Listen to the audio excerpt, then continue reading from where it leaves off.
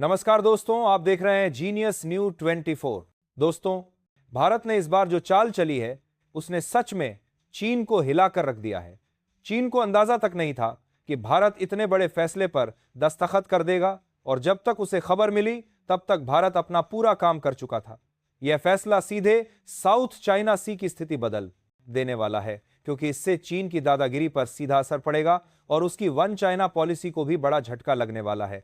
यही वजह है कि बीजिंग की टेंशन लगातार बढ़ रही है। दरअसल बात भारत और फिलीपींस के नए मिलिट्री जॉइंट सेल एग्रीमेंट की है, जिस पर दोनों देशों ने हाल ही में दस्तखत किए हैं। इस समझौते के तहत भारत और फिलीपींस अब मिलकर कई तरह के डिफेंस इक्विपमेंट को डेवलप और प्रोड्यूस कर सकेंगे। और खास बात यह है कि भारतीय हथियार अब सीधे फिलीपींस में भी असेंबल किए जा सकेंगे। इससे ना सिर्फ प्रोडक्शन बढ़ेगा, बल्कि इन हथियारों को दुनिया के दूसरे देशों में बेचना भी आसान होगा। और यही कारण है कि चीन को यह पूरा खेल अपने खिलाफ दिखाई दे रहा है। दोस्तों, बहुत बड़ी डेवलपमेंट है, तो इस वीडियो में पूरा समझते हैं। लेकिन उससे पहले इस वीडियो को लाइक करके चैनल को सब्सक्राइब जरूर कर लीजिए। भारत पहले ही ब्रह्मोस मिसाइल फिलीपींस को दे चुका है, लेकिन अब बात इससे भी आगे बढ़ चुकी है, क्योंकि इस समझौते के बाद long range motor shells, hand grenade, navy के लिए 360 रेडार्स और कुछ शॉर्ट रेंज मिसाइल्स भी अब फिलीपींस में भारत की मदद से तैयार हो सकेंगी। और इसका सीधा असर साउथ चाइना सी की ताकत के संतुलन पर पड़ेगा। चीन को लग रहा है कि भारत धीरे धीरे उसके हर फ्रंट को कमजोर करने की कोशिश कर रहा है और फिलीपींस उसका सबसे बड़ा उदाहरण बन गया है। इतना ही नहीं, तो दोनों देशों की एयरफोर्स के बीच एयर स्टाफ टॉक्स के लिए टर्म्स ऑफ रेफरेंस भी साइन किए गए हैं, जिससे दोनों सेनाओं की इंटरऑपरेबिलिटी और भी मजबूत होगी और जरूरत पड़ने पर फिलीपींस भारतीय वायुसेना से समर्थन भी मांग सकेगा। इसके साथ ही भारतीय तटरक्षक बल और फिलीपींस कोस्ट गार्ड के बीच भी एक महत्वपूर्ण समझौता हुआ है, जो मैरीटाइम कानून ऑपरेशन को और मजबूत करेगा और समुद्र में होने वाली गैरकानूनी गतिविधियों पर तुरंत कार्रवाई करने में मदद करेगा। जॉइंट सेल एग्रीमेंट की सबसे बड़ी खासियत यह है कि इसके बाद चीन फिलीपींस के विशेष समुद्री क्षेत्र में पहले जैसी मनमानी नहीं कर पाएगा, क्योंकि अब वहां भारत की मौजूदगी भी महसूस होगी। एक्सपर्ट मानते हैं कि इंडियन कोस्ट गार्ड के शामिल होने से साउथ चाइना सी में होने वाली हर गतिविधि पर सीधी नजर रखी जा सकेगी और अवैध मछली पकड़ने से लेकर सी पायरेसी तक किसी भी मामले में तुरंत कार्रवाई की जा सकेगी। यह चीज चीन के लिए सबसे बड़ी चुनौती है, क्योंकि अब वह खुले समुद्र में अपनी ताकत दिखाने से पहले कई बार सोचेगा। इस समझौते की अवधि अभी 2029 तक तय की गई है और इस दौरान दोनों देश मिलकर जॉइंट एक्सरसाइज, ट्रेनिंग प्रोग्राम और टेक्नोलॉजी शेयरिंग जैसी प्रक्रियाओं को भी आगे बढ़ाएंगे।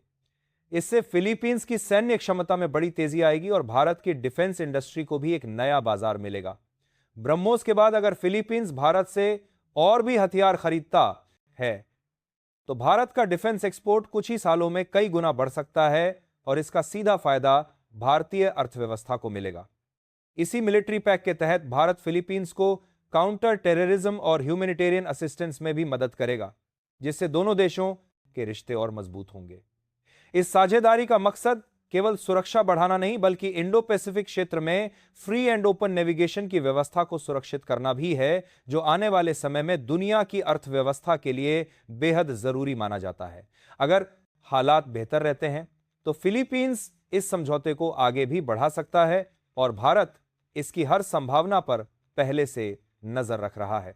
हालांकि चीन ने इस पूरे प्रयास को एक तरह की आर्म रेस बताने की कोशिश की है, लेकिन यह साफ है कि उसे डर यही है कि भारत की दो मी डाटिंग बड़ी मौजूदगी उसके प्रभाव को कम कर देगी।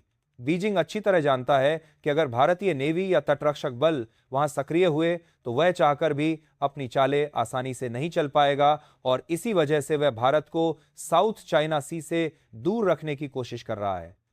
लेकिन अब जब समझौता साइन हो चुका है तो भारत के रुकने का सवाल ही नहीं उठता और यही बात चीन को सबसे ज्यादा परेशान कर रही है। मेरे हिसाब से यह फैसला भारत की एक लंबी रणनीति का हिस्सा है, जिसमें वह उन सभी देशों के साथ मिलकर काम करना चाहता है जिन पर चीन दबाव बनाने की कोशिश करता है। अगर भारत अपनी नेवी और डिफेंस टेक्नोलॉजी ऐसे देशों तक पहुंचाता है तो चीन के लिए क्षेत्र में अपना प्रभाव बनाए रखना और मुश्किल होगा, और इसी तरह भारत एक बड़े क्षेत्रीय संतुलन को अपने पक्ष में ढाल सकता है।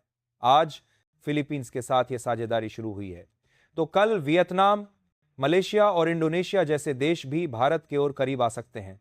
चीन खुद हमेशा भारत विरोधी देशों को सहायता देकर हमारे खिलाफ माहौल बनाने की कोशिश करता है, और हर मौके पर वह भारत की रणनीतिक जगहों पर दबाव बनाने की कोशिश करता है। इसीलिए भारत का यह कदम एक तरह से कूटनीतिक जवाब भी है, जिसमें हम बिना किसी टकराव के अपनी मौजूदगी इतने देशों में दर्ज करा रहे हैं कि चीन के लिए किसी भी मोर्चे पर बढ़त बनाना मुश्किल हो जाए।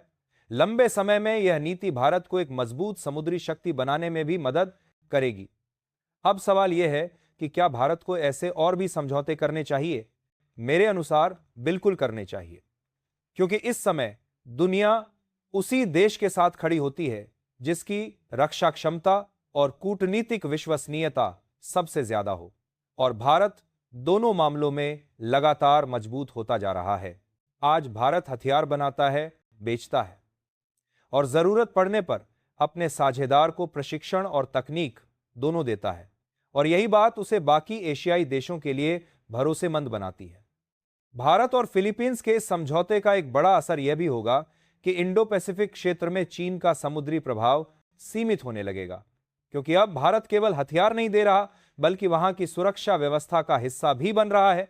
इससे छोटे देशों में भरोसा बढ़ेगा कि भारत उनके साथ खड़ा रह सकता है, और यह भरोसा चीन की आक्रामक नीति को और मुश्किल बना देगा।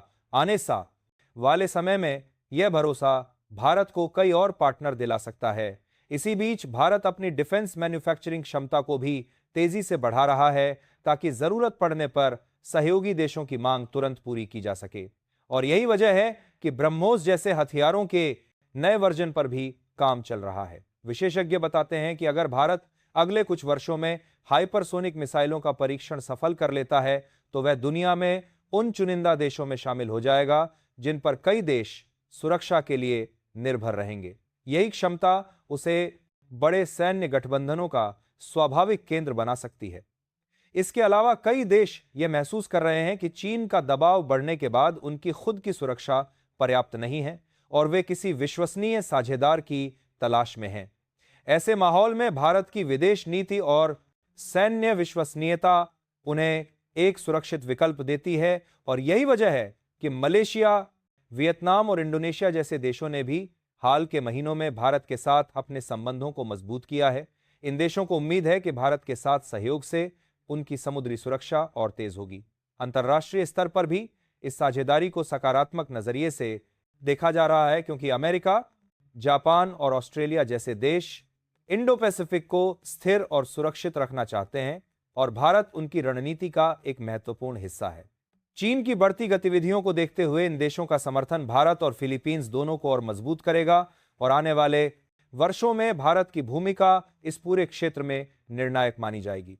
इसी वजह से कहा जा रहा है कि यह समझौता केवल फिलीपींस के लिए नहीं बल्कि पूरे इंडो पैसिफिक के लिए एक बड़ा मोड़ साबित होगा। बाकी आप लोग अपनी राय जरूर बताएं कि क्या भारत को अपनी नेवी और डिफेंस तकनीक को और अधिक देशों तक पहुंचानी चाहिए, और क्या इससे चीन के बढ़ते प्रभाव को रोका जा सकता है। अगर वीडियो पसंद आए तो लाइक और शेयर करना बिल्कुल मत भूलना, और ऐसे ही खबरों से अपडेटेड रहने के लिए चैनल को सब्सक्राइब करके बेल आइकन को ऑल पर जरूर सेलेक्ट करें।